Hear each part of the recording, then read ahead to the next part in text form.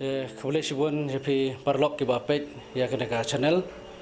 te ha kena kapor ngakwa ban yathu epi ba kena ka channel khasi ka jungi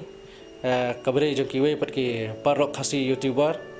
ka bakerteng ka GMNT Umden kena ka channel ka ba pen saprang ya ka gospel ka jong troy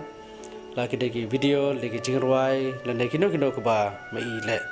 te re ke ka bang sosi gelong ba kidan pat ki breu ki ba thombor ya kalong breu man breu kata kalong ba ki latu no ya kena ka channel GMNT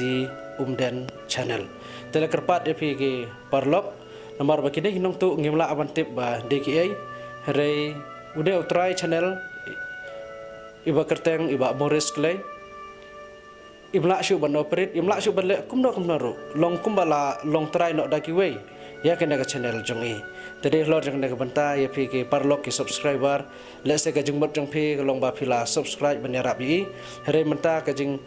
page ka jang pi tu ki video bar ka jing subscribe ka jang pi ka lolong pemban ba pin yarap yi kini kinong tu tena kata kadaw ngakarpat ba kan hasibon ba pin on subscribe no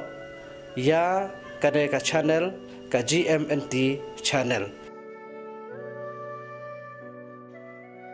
namar menta kala long try no dakwe pat ki reusim kabu kiri ki nongtu kaba ngimla bantip yaki te menta pat I ba Morris Glen ila pen mi no sadaka wepat ka channel ka jongi kaba laai kerteng Adonai utrai jonga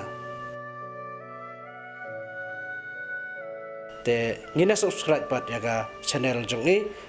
bat ka jing subscribe jong pi on perlak biang bat kan long rukum kajing ai mensim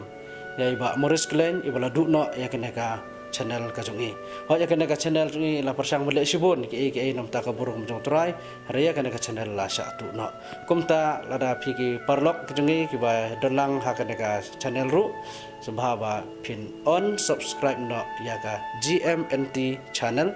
bat subscribe no ya ka Adonai utrai jonga